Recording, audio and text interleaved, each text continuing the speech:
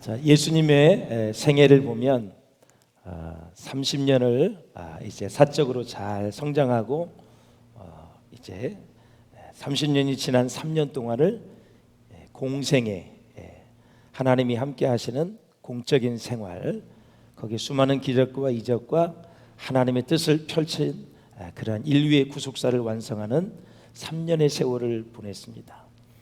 우리 예수님은 이제 육체도 성장했어요. 그래서 아이 때부터 잘 성장해서 육체적 성장을 이루었어요. 그 다음에 지혜가 충만하셨어요. 지적인 성장. 세 번째, 예수님은 많은 사람들과 사회생활을 너무 잘하셨어요. 사회적 성장. 그리고 예수님은 말씀과 기도로 계속해서 성장해서 spiritual growth, 바로 영적인 성장을 하셨어요. 사람은 네 가지가 반드시 이루어져야 돼요. 육체적인 성장, 지적인 성장, 사회적 성장, 영적 성장이 있어야 돼요.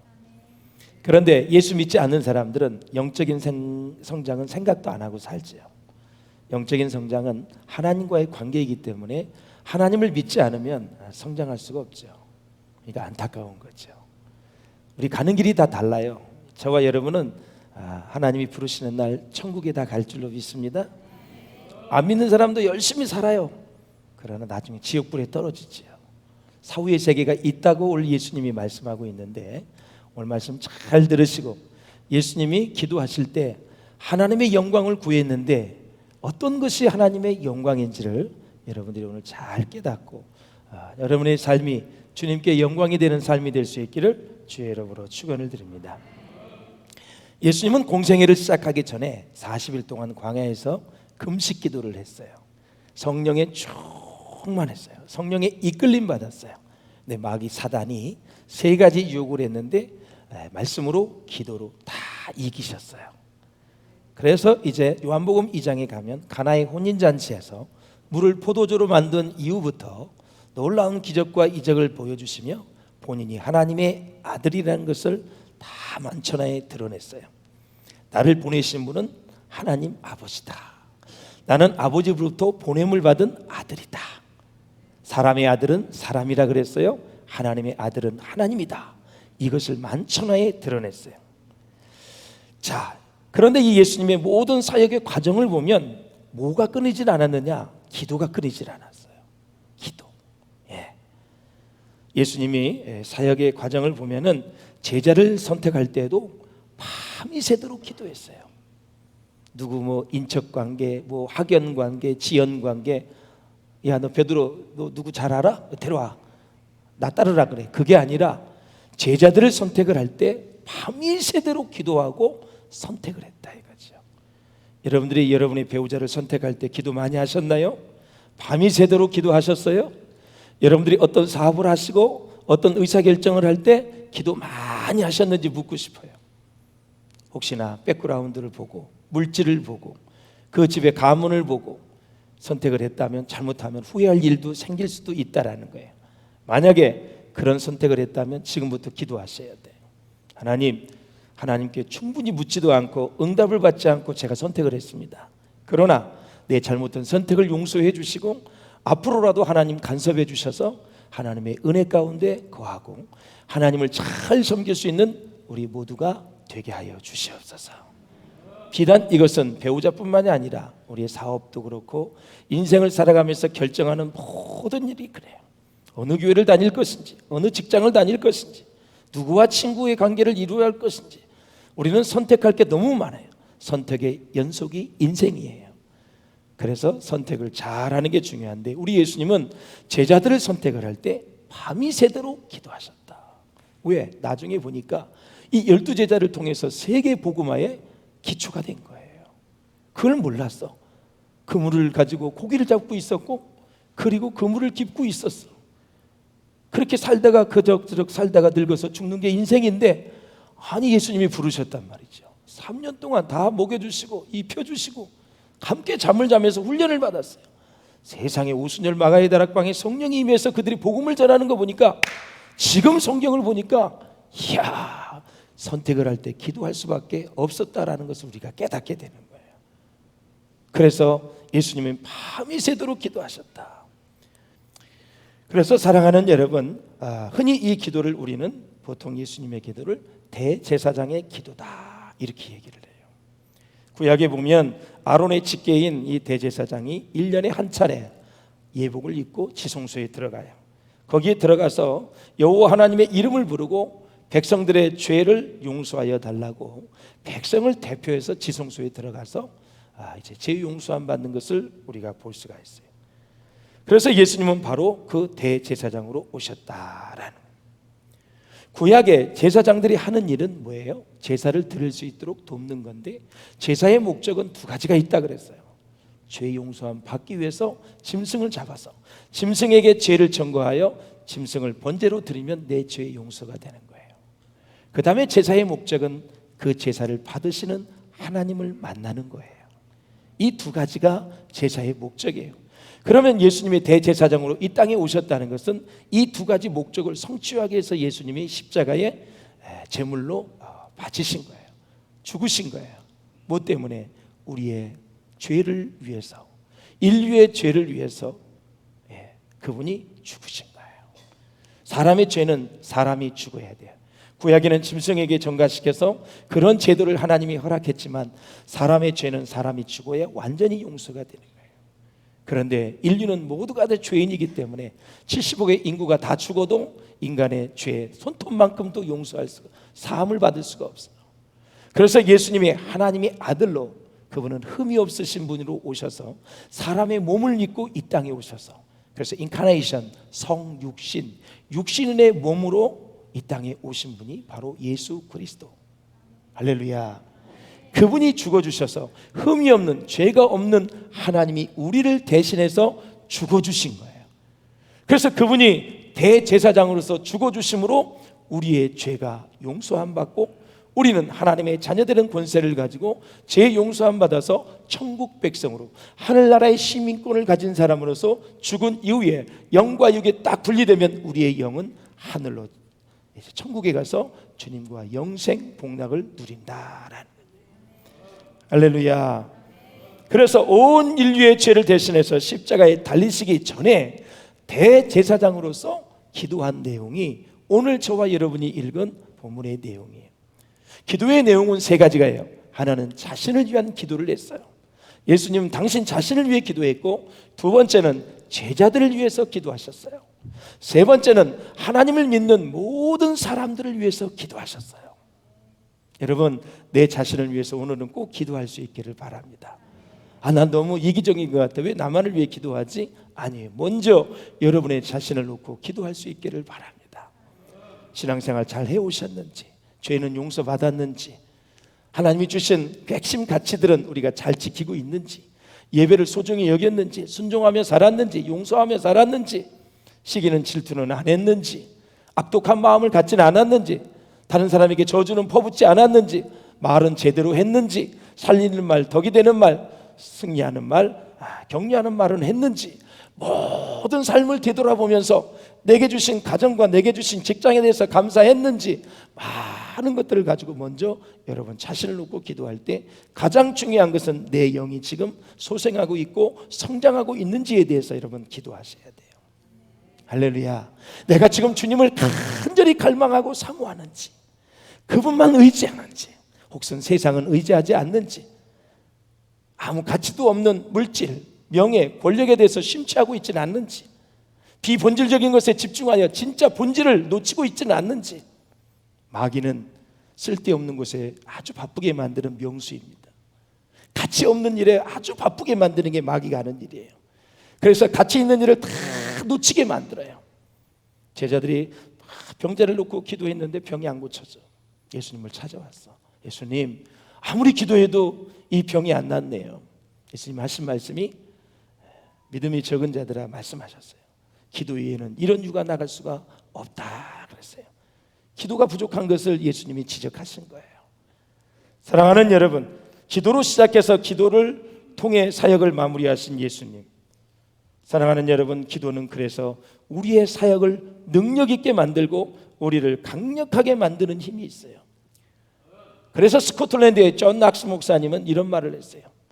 기도하는 한 사람이 기도하지 않는 한 민족보다 더 강하다 그랬어요. 한 사람이 철저하게 하나님 앞에 헌신되어서 기도하면 기도하지 않는 한 나라보다도 더 강하다. 하나님이 역사의 주관자이시고 하나님을 일하시게 만드는 사람이 기도하는 사람이거든요. 그래서 사랑하는 여러분, 예수님이 기도하는 것, 많은 것을 볼 때 오늘 본문의 내용은 바로 기도의 절정을 이루는데, 그 겟세마네 기도에서 우리는 통곡하시면서 기도했던 예수님, 피가 땀이 되도록, 땀이 피가 되도록 그렇게 기도하신 예수님, 땀방울이 쭉쭉 떨어졌는데 핏방울이 된 거예요. 얼마나 진을 엑기스를 뽑아냈으며 얼마나 힘이 들었으면. 진짜 기도하면 엄청나게 힘이 듭니다. 이게 간장이 끊어지는 것 같습니다, 여러분. 특히 안수기도 하고 뭐 이럴 때는 정말 허리도 아프고 막 그냥 막 창자가 끊어지는 것 같아요. 근데 예수님은 땀방울을 봤더니 핏방울이 된 거예요. 얼마나 애절하고 간절하게 기도했을까.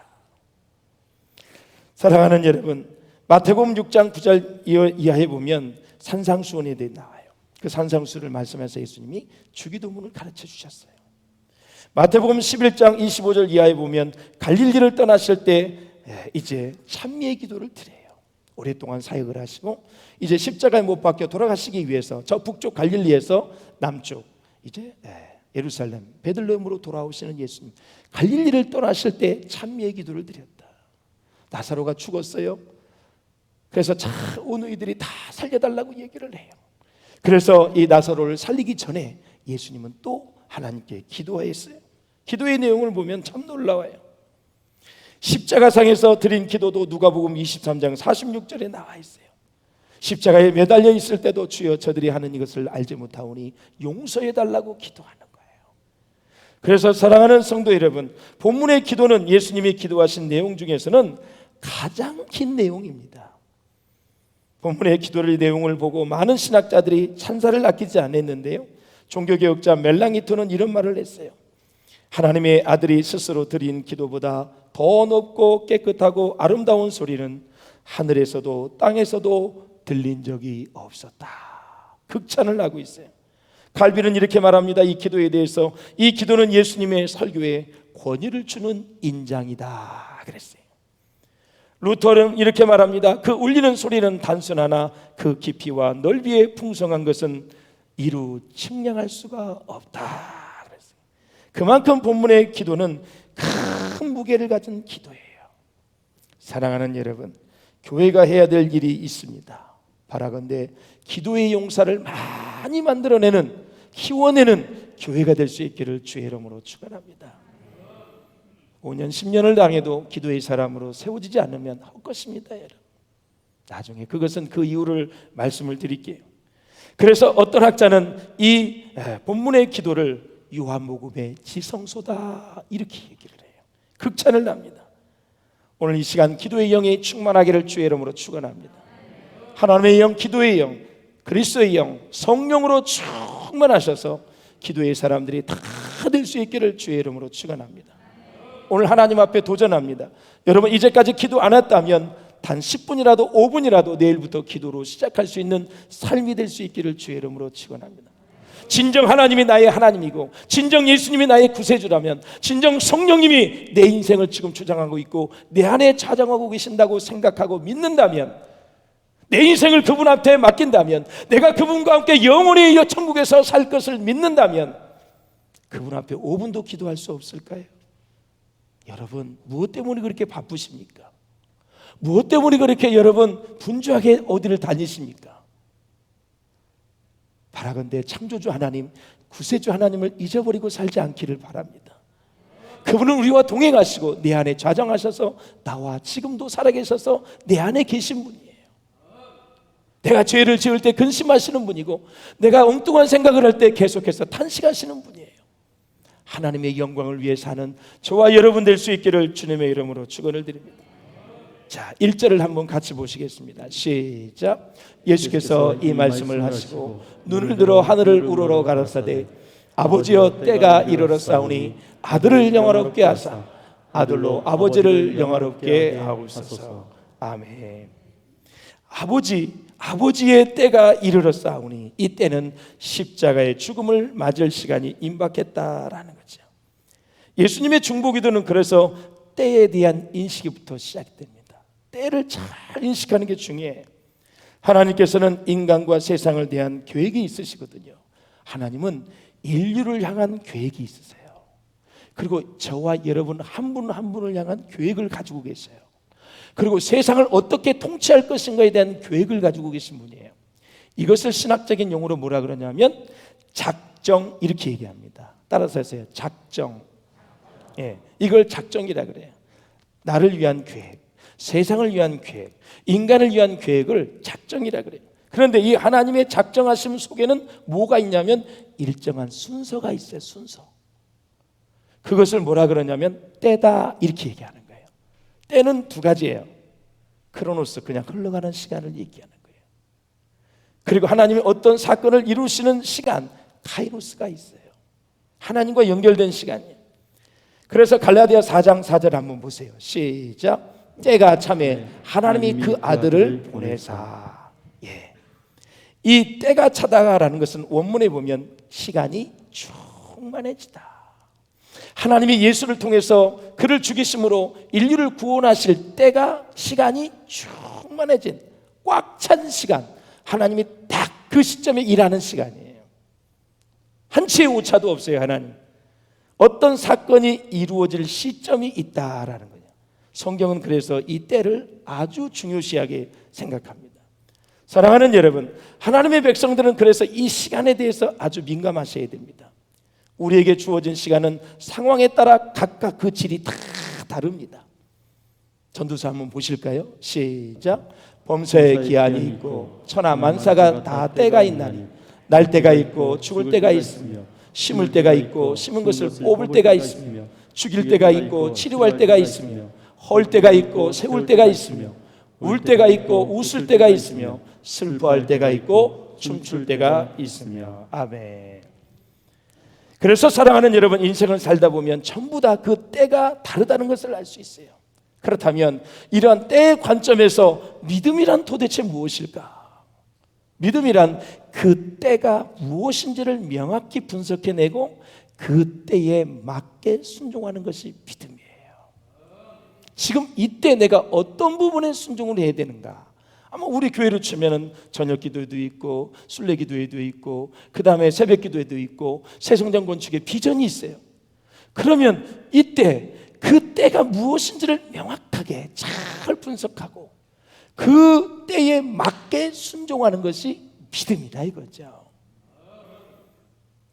그래서 17장에서 예수님은 계속해서 자신을 위해, 제자들을 위해, 하나님을 믿는 사람들을 위해 기도하신다라는 거죠. 예수님의 소원이 있다면 아버지를 영화롭게 하는 것인데, 영화롭게 한다라는 단어는 헬라어로 독사조라는 단어예요. 독사조. 그 의미가 뭐냐면 하나님이 어떤 분이신가를 드러내는 것이 이 하나님을 영화롭게 하는 거예요. 그리고 그분께 합당한 경배와 찬양을 돌리는 행동이 영화롭게 하는 거예요. 그래서 인생의 목적이 모든 교단의 헌법에 보면 하나님을 영화롭게 하고 그분을 즐거워하는 게 인생의 목적이에요. 이제 영국의 장군 중에서 탈봇이라는 사람, 탈봇이라는 장군이 있었는데 아주 용감한 사람이었어요. 그런데 이 장군이 위기에 빠졌는데 대신들이 서로 파벌이 나누어졌어. 서로 돕지 않는 바람에 이 장군이 죽게 됩니다. 그때 전쟁터에 탈봇의 아들이 있었는데 아버지가 제발 살아서 도망을 치라고 해도 아들은 절대로 말을 듣지 않습니다. 그 이유가 뭔가 하면 자기가 아버지의 아들로서 아버지를 죽게 하고 자기만 살아서 도망치는 것은 아들 된 도리가 아니다. 그래서 그는 이제 전쟁에 참가하게 되죠. 결국 그는 끝내 전쟁터를 떠나지 않고 싸워서 아버지와 함께 전쟁터에서 죽게 됩니다. 사랑하는 여러분, 제가 이 말씀을 드리는 것은 이와 같이 예수님께서도 이 세상에서 가장 원했던 것은 자신의 성공이나 인정이 아니었어요. 예수님은 이 세상에 하나님을 바로 알게 하기를 원했어요. 정말 많은 사람들이 하나님을 알았으면 좋겠다, 하나님을 믿었으면 좋겠다. 그래서 사랑하는 여러분, 사람들이 하나님을 바로 아는 것이 예수님이 이 세상에 사시는 사역의 목적이었다라는 거죠. 할렐루야. 그렇습니다. 이제는 예수님이 또 무슨 기도를 하냐면 하나님 아들을 좀 영화롭게 하여 주옵소서. 놀라운 기도의 내용입니다. 예수님은 아버지의 뜻에 따라 죽음으로 하나님의 사랑과 하나님의 용서를 사람들에게 알 수 있게 해달라고 기도한 것입니다. 그래서 아버지가 아들을 영화롭게 한다는 것은 아들이 죽음으로써 아버지를 가장 잘 보여줄 수 있게 해달라고 그렇게 기도한 것과 똑같은 거죠.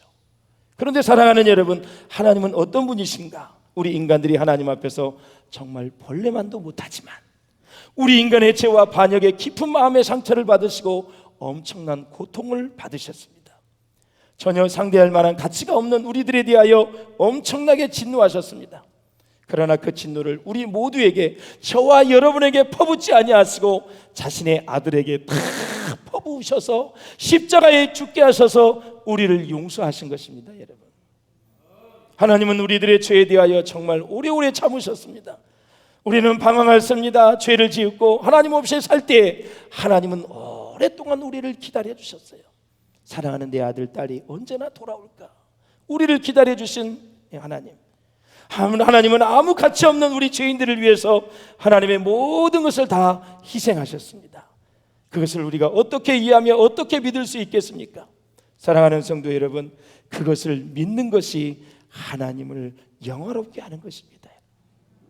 그러니까 말씀을 잘 믿으십시오. 하나님이 하신 말씀을 잘 믿고 그 말씀대로 살아가는 것이 하나님의 영광을 위한 거예요. 예. 한번 17장 2절을 같이 한번 보시겠습니다. 시작.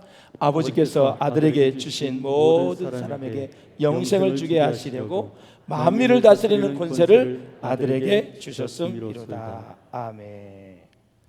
우리 한번 요한복음 3장 16절도 한번 봐요. 시작. 하나님이 세상을 이처럼 사랑하사 독생자를 주셨으니 이는 저를 믿는 자마다 멸망치 않고 영생을 얻게 하려 하심이니라.